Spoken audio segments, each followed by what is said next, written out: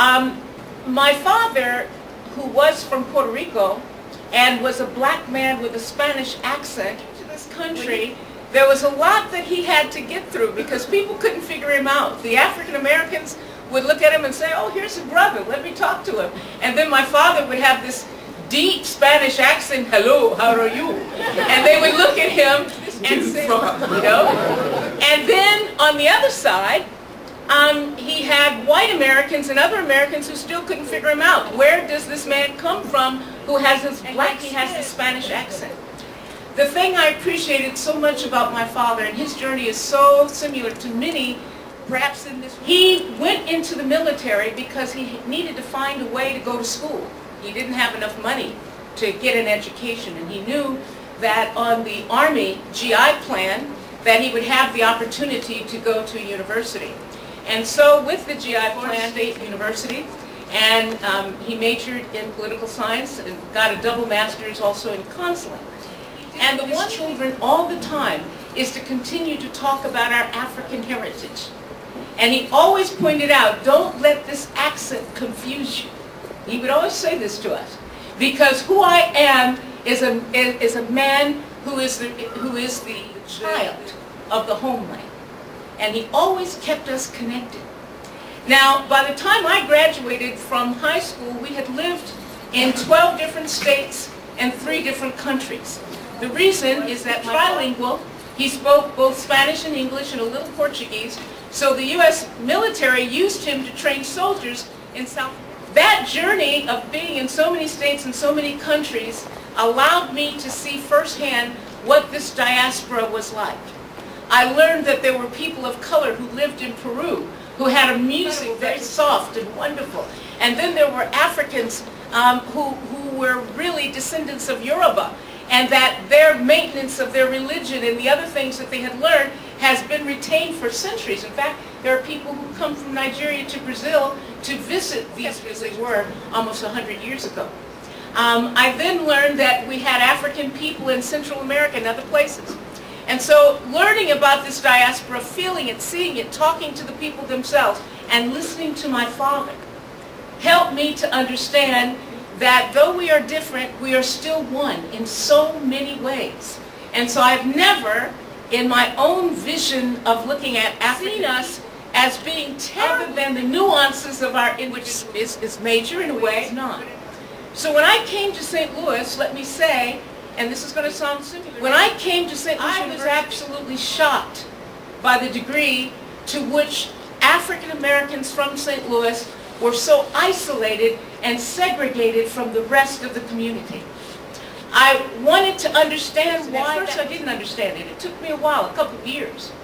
And then what I understood was, unlike my father and unlike most African Americans in St. Louis, not all of them, but a majority of them, though they had been in college outside of a 25-mile radius of where they live. Understand that. And this is serious, you see. Then to have compassion for the difference. What happens to someone who has been, irrespective of education, only within a 25-mile radius of where they live?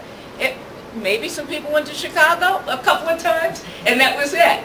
But really, the life had been centered there. Now, why do I tell you this? Productions, which we started in 1990, was a deliberate trying to come up with a strategy that would allow us to pull our people together and all cultures together so we would know more about each other.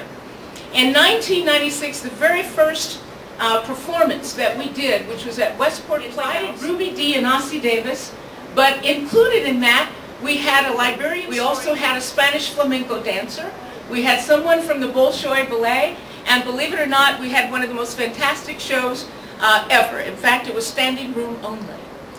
A few years later, we collaborated with the Chinese community in St. Louis, and I went actually to Beijing to meet with the Minister of Culture because I heard about an orchestra, of China, and we heard that they were going to be coming to New York, and we thought, well, if they come that close, maybe we can make them come to St. Louis so that people can learn more about Chinese. When we brought that through, we didn't just put them on stage. We worked with the Chinese and talked to them for information about African culture, about Chinese culture. And guess what?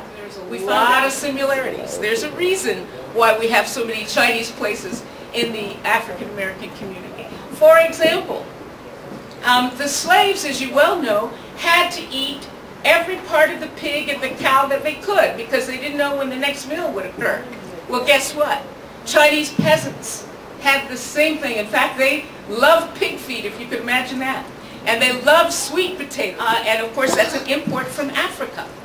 So we learned something about what was similar. So our work is not just the work on stage, but it's also the work and the outreach. We were able to produce a film with the Chinese that was an award-winning film called Dance of the Dragon, a profile of Chinese music. And it won the Caleb Award. And the only way that we could have won that award is if we had a genuine interest in reaching out to this particular community. In this work, we've worked with Brazilians, we've worked with Liberians, we've worked with Peruvians, we've worked with the Chinese, the Japanese, and many other cultures. One of the things that we learned about 2 years ago is that in South St. Louis, there was a convergence occurring that was very unique. Liberians who were refugees were coming in, and also at the same time many Somalis were coming in as refugees, along with the Bosnians, and in that same community, African Americans. And what we heard was that there was a lot of, primarily because to give you one building that had half Somalis in the apartments and half African Americans. And there was a conflict because one of the Christian African Americans kids to play with a little Somali girl because she wore and wearing a scarf meant that she did not believe in Jesus. Now, we could laugh at that or we could cry at that. But the truth be told, the reason that this woman had this view was, once again, she had never been outside of a 25 live. She did not know. It was a lack of education. So when our organization learned about this, we had been looking for an idea to have an ongoing and enlightened. Why not bring kids and Africa to learn about each other, not be in conflict, and appreciate as well as the city. So we started a program in the state of Missouri, global education through the arts. And I can tell you that I have never had more rewarding work to bring Liberian kids together with kids from Sierra Leone, from Haiti, and from St. Louis, Missouri, to talk about their cultures, to talk about what they've been through, and produce things and dances and learn about each other. It's been remarkable. Today I have brought some of those kids with me because I want you to know who they are. We must do that. We must understand each other, reach out, understand that that 25-mile radius does explain why you see some of the things you wonder and you scratch your head, why is that the case? It can be explained by that.